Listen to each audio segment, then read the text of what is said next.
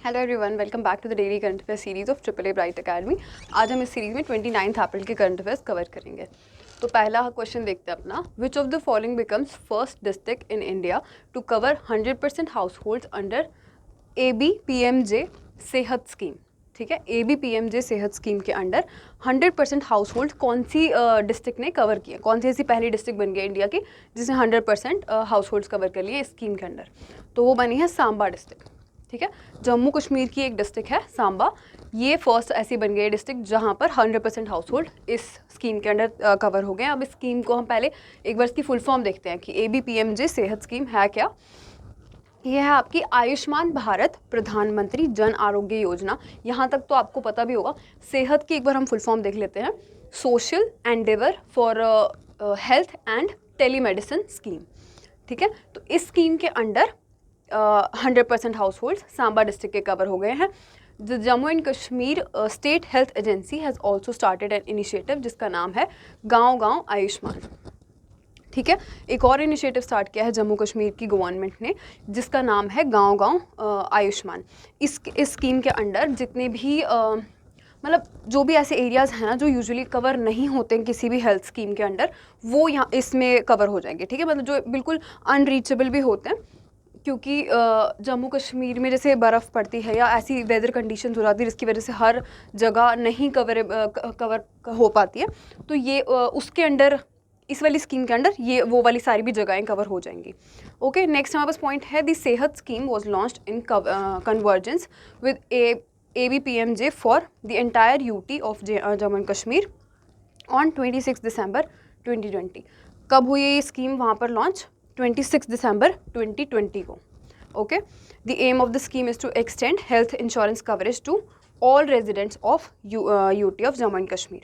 मतलब इसमें सारे जितने भी वहाँ के लोग हैं जो वहाँ रह रहे हैं जम्मू कश्मीर में, उन सब की 100% कवरेज का इसका एक मिशन है कि हेल्थ इंश्योरेंस उनकी सबकी हो जाए इस स्कीम के अंडर। तो ये इस जो सेहत स्कीम है इसका मेन एम है। ओके, नेक्स्ट हमारे पास क्वेश्चन है, where did the 7th edition of Raisina dialogue took place. Raisina dialogue का 7th संस्करण जो है वो कहाँ आयोजित हुआ है? ये आयोजित हुआ है आपका न्यू दिल्ली में। ओके, न्यू दिल्ली में ये वाला एडिशन आपका आयोजित किया गया था। इसकी डिटेल्स हम आराम से पढ़ेंगे।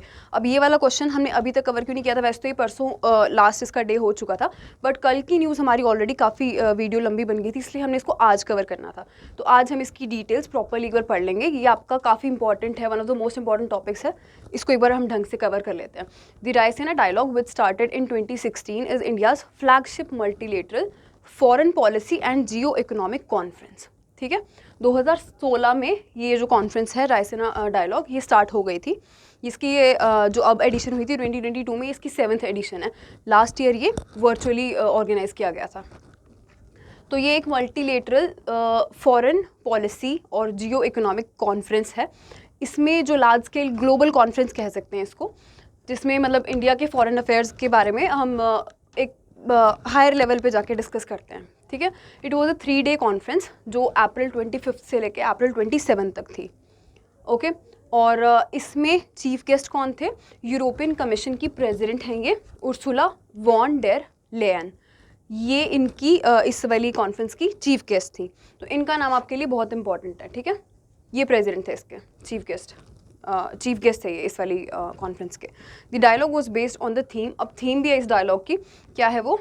टेरा नोवा, इम्पैशन्ड, इम्पेशेंट एंड इम्पेरल्ड, ये इसकी थीम है। तो थीम या वेन्यू या चीफ गेस्ट, ये 2-3 चीज़ें इसमें काफ़ी ज़्यादा इंपॉर्टेंट होंगी जो आपको याद रखनी है। ठीक है, वेन्यू आपको पता लगे न्यू दिल्ली है, चीफ गेस्ट उर्सुला हैं, और थीम ये वाली है। आपको ये 2-3 चीज़ें याद रखनी है। इसके ना ये जो डायलॉग था ये मॉडल था अलॉन्ग 6 थीमेटिक पिलर्स। अब ये जो पिलर्स थे ये हम नेक्स्ट वाली स्लाइड में डिस्कस करेंगे प्रॉपर्ली। तो इसके अलावा क्या था? Raisina dialogue 2022 will have around 100 sessions इसमें ऑर्गेनाइज किए जाएंगे, और 210 के अराउंड इसमें स्पीकर्स होंगे। 90 कंट्रीज़ की इसमें पार्टिसिपेशन होगी। नंबर ऑफ़ कंट्रीज़ भी इम्पॉर्टेंट है। ओके ये और ये इतना नहीं है जितनी नंबर ऑफ कंट्रीज़ हैं. The objective of the dialogue is to address the most challenging issues facing the global community. Global community में जितने भी इशूज़ या जितने भी मोस्ट चैलेंजिंग इशूज़ रहते हैं ना, उनके बारे में कुछ सुझाव लेना, वो सब इस कॉन्फ्रेंस का एक मेन ऑब्जेक्टिव होता है. The conference is organised by ministry of external affairs in collaboration with observer research foundation. तो ये जो फाउंडेशन है ये भी इंपॉर्टेंट है आपके लिए कि मिनिस्ट्री ऑफ एक्सटर्नल अफेयर्स ने ऑर्गेनाइज की थी किसके साथ, ऑब्जर्वर रिसर्च फाउंडेशन के साथ मिलके. ओके अब हम जो इसके पिलर्स थे, 6 थीमेटिक पिलर्स हैं, उनको एक बार देख लेते हैं. ये पिलर्स वगैरह आपसे ना ऐसे पूछे जाते हैं कि इनमें से किसी को दे देंगे वहाँ पर और पूछेंगे कि कौन सा ये पिलर नहीं था इसमें. ठीक है, तो इसलिए ये पिलर्स भी आपके लिए इंपॉर्टेंट है. एक बार हम देख लेते हैं. फर्स्ट पिलर क्या था, rethinking democracy, trade, technology and ideology. Second था end of multilateralism, a network global order. Third था water caucuses, turbulent tides in the Indo Pacific. Fourth था communities in cooperation, first responders to health, development and planet. Fifth था achieving green transitions, common imperative, diverging realities.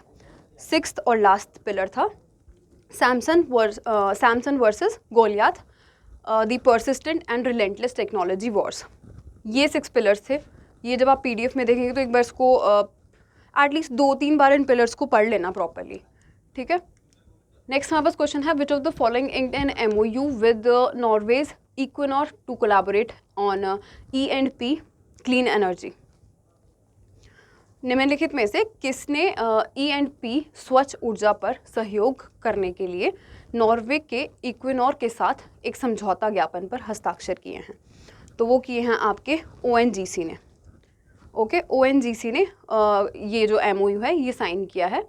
थोड़ी इसकी details देखते हैं. दी ONGC या oil and natural gas corporation limited, ये आपको याद रखना है. ये वाली जो इंस्टीट्यूशन है ना, ये काफ़ी आती है न्यूज़ में, तो आपको याद होना चाहिए. ठीक है, ONGC ने ये MOU साइन किया है इक्विनोर के साथ ताकि वो कोलैबोरेट कर सके ऑयल और गैस की एक्सप्लोरेशन पे और उसकी प्रोडक्शन पे. E&P क्या है, एक्सप्लोरेशन एंड प्रोडक्शन. ठीक है, तो ऑयल और नेचुरल गैस की एक्सप्लोरेशन और प्रोडक्शन के लिए ये MOU साइन हुआ है. और इसके साथ साथ क्लीन एनर्जी को भी एक्सप्लोर किया जाएगा इसमें. ठीक है, क्लीन एनर्जी को भी इसमें एक्सप्लोर किया जाएगा. और ये प्रोजेक्ट है कितने टाइम का, 2 ईयर्स का इसका पीरियड रहेगा. ठीक है, 2 ईयर्स का पीरियड रहेगा. The MOU involves exploring clean energy option such as. अब ऑप्शंस इतने इंपॉर्टेंट नहीं आपके लिए, बस आपको याद रखने की क्लीन एनर्जी का, बट एक बार हम पढ़ लेते हैं. ऑप्शंस हैं क्या क्या, low carbon fuel, renewables, carbon capture and storage as well as carbon capture utilisation and sequestration opportunities in India. ये कुछ एग्जाम्पल्स हैं जो मतलब आपके क्लीन एनर्जी के कुछ एग्जाम्पल्स हैं जो इस पे इनको भी एक्सप्लोर किया जाएगा इस MOU के अंडर. ONGC के हेडक्वार्टर्स कहाँ पर है, न्यू दिल्ली में. और चेयरमैन और MD कौन है उसके, सुभाष कुमार. इंपॉर्टेंट नाम है ये क्योंकि ONGC बहुत आता है न्यूज़ में.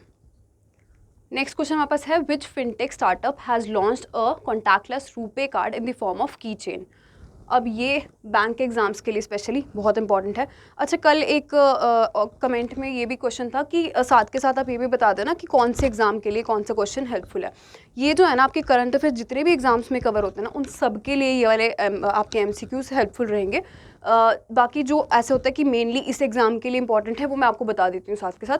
अदरवाइज सारे एग्ज़ाम्स के लिए ये इंपॉर्टेंट होंगे.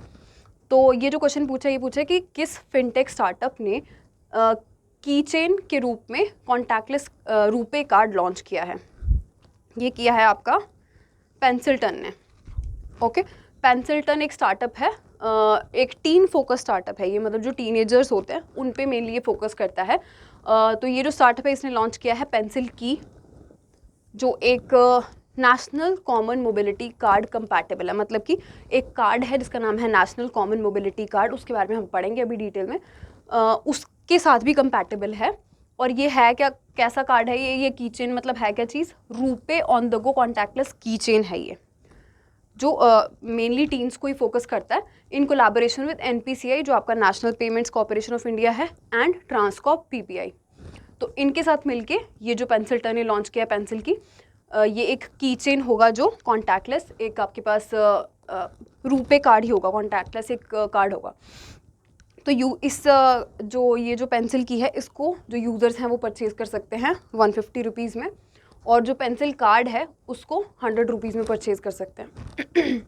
पेंसिल की जो है वो लिंक हुआ है पेंसिल कार्ड के साथ, जो एक all in one prepaid card भी है, मेट्रो कार्ड भी है और बस कार्ड भी है, ठीक है।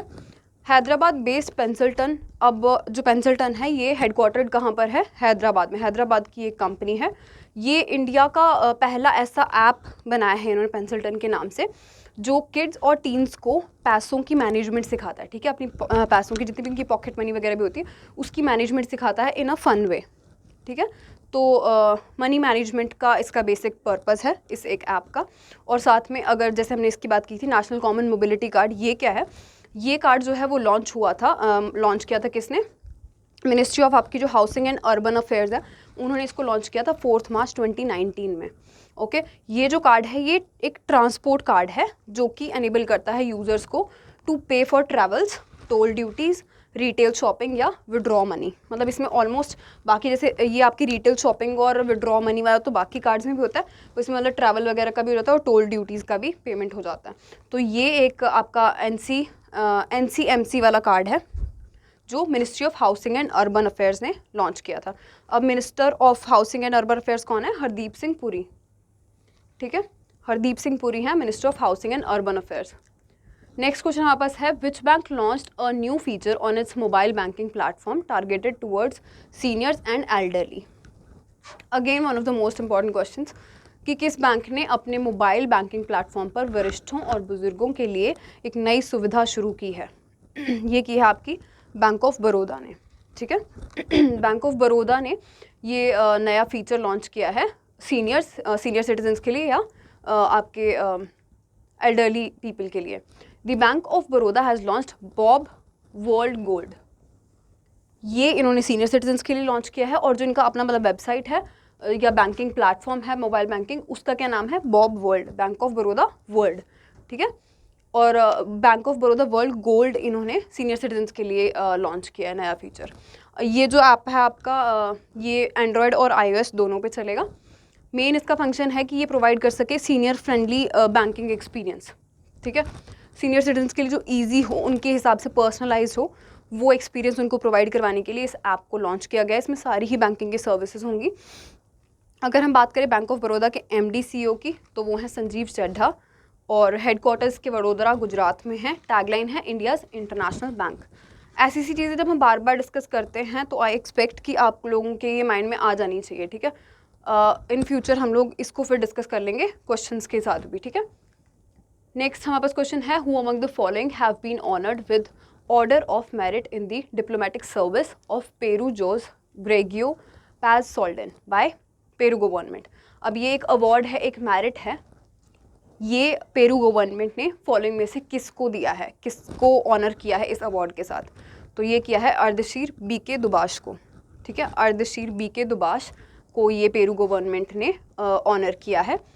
इसकी थोड़ी डिटेल्स देखते हैं। अर्देशीर BK दुबाश जो हैं वो फॉर्मर ऑनररी काउंसिल रह चुके हैं पेरू के, मुंबई में इनका ऑफिस था।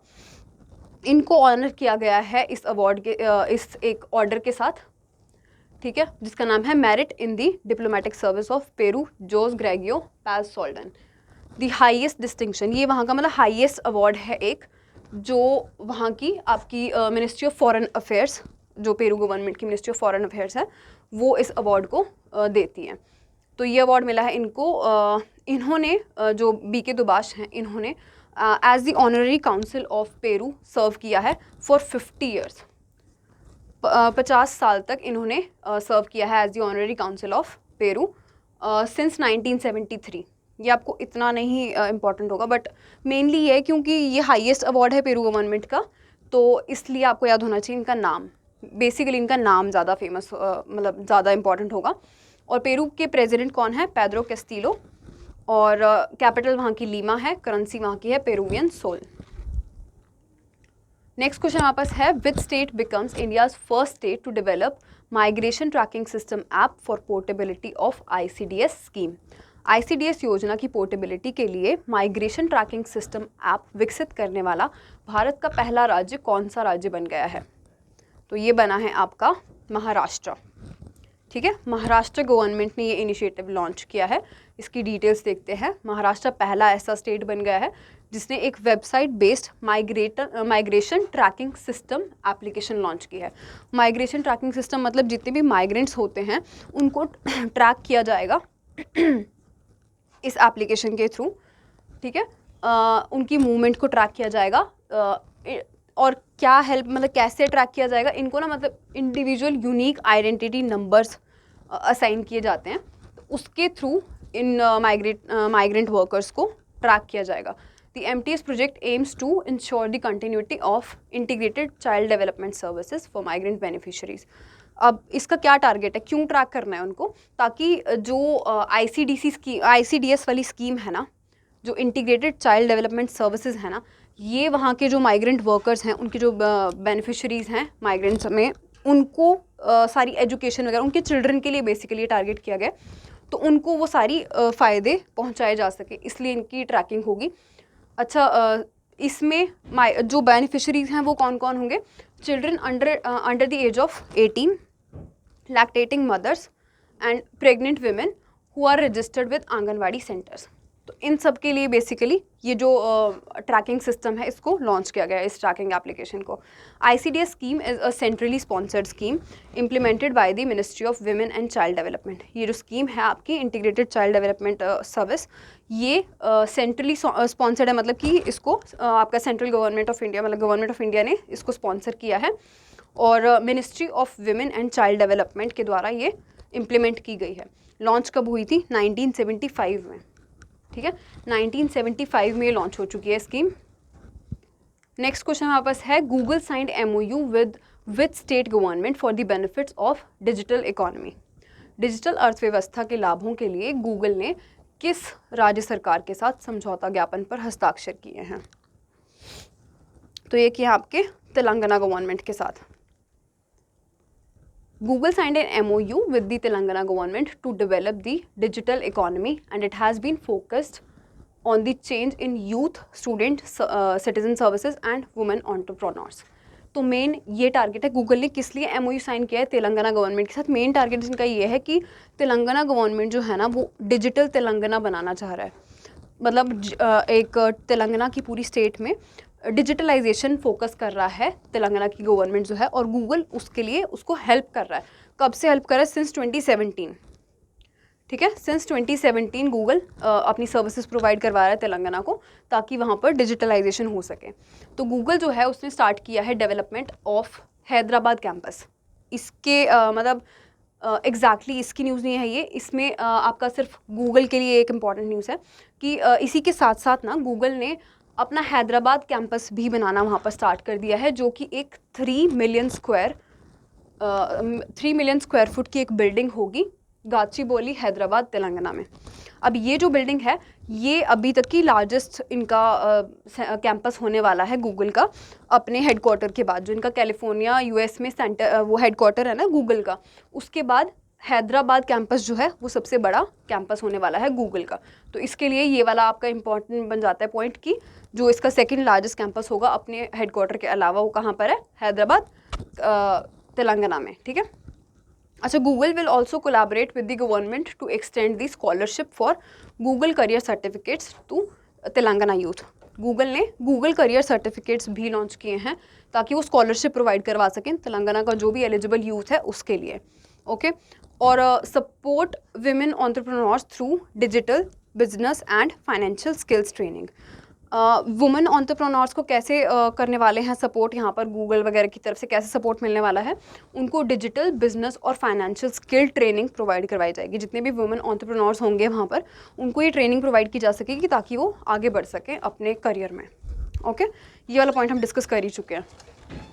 तो अब हमारे पास पॉइंटर्स आ गए आज के। Vijay Sampla appointed as the chairperson of national commission for schedule caste NCSC for a second time जो विजय संपला हैं उनको चेयरपर्सन अपॉइंट कर दिया गया है national commission for schedule cast के लिए, ठीक है। इसके चेयरपर्सन बन गए हैं ये सेकेंड टाइम। नेक्स्ट हमारे पास पॉइंटर है, the government of India has reappointed S. Iqbal Singh Lalpura as chairperson of national commission for Minorities. National commission for Minorities के लिए एस इकबाल सिंह लालपुरा को दूसरी बार अपॉइंट कर दिया गया है एज दी चेयरपर्सन। और नेक्स्ट हमारे पास है कि पद्म भूषण विनोद राय, फॉर्मर 11th, ये controller and auditor general of India भी रह चुके हैं। इन्होंने ऑथर की है एक नई बुक जिसका टाइटल है not just a night watchman, my innings in the BCCI। ठीक है, इसमें इन्होंने अपनी BCCI की जर्नी वगैरह मेंशन की हुई है। अच्छा, ये 11th controller and auditor general of India थे। अभी करंटली जो 14th हैं वो कौन से हैं, हमने डिस्कस भी किया था। ये आपने मुझे बताना है कि 14th और अभी जो recent controller and auditor general of India हैं वो कौन है। नेक्स्ट हमारे पास पॉइंट है Devendra Fadnavis, farmer CM of Maharashtra, release a Marathi book on Amit Shah. Book का नाम क्या है? अमित शाह आणि भाजपाची वच्चल, ये बुक का नाम है। ये मतलब मराठी में इन्होंने की है। ये जो है मराठी वर्जन है कौन सी बुक का? Amit Shah and the March of BJP। Okay, इस बुक का मराठी वर्जन जो है वो देवेंद्र फडणवीस ने लॉन्च किया है और ब्लूम्सबरी इंडिया ने इसको पब्लिश किया है। नेक्स्ट हमारे पास पॉइंट है according to the UN convention to combat desertification 16 million square kilometre of land will be degraded by 2050 if current trends continue. अब UN convention to combat desertification, UNCCD ने एक स्टेटमेंट रखी है कि 16 मिलियन स्क्वायर किलोमीटर तक का जो land है वो डिग्रेड हो जाएगा 2050 तक, अगर अभी जो हमारे ट्रेंड्स चल रहे हैं वो चलते रहे। अगर उसको चेंज नहीं किया गया तो 2050 तक इतना लैंड जो है वो डिग्रेड हो जाएगा। ठीक है, तो ये आपको याद रखना, मतलब इसमें मेन इंपॉर्टेंट आपका ईयर है। ओके, ये आपकी आज की न्यूज़ थी। अब इसमें अगर आपको कोई भी डाउट लग रहा है आप कमेंट सेक्शन बता सकते हो, और साथ में जो मैंने क्वेश्चन पूछा उसका आंसर भी आप मेरे को कमेंट सेक्शन बना देना। मैं आपको कल मिलूंगी अब नेक्स्ट क्लास का। Thank you.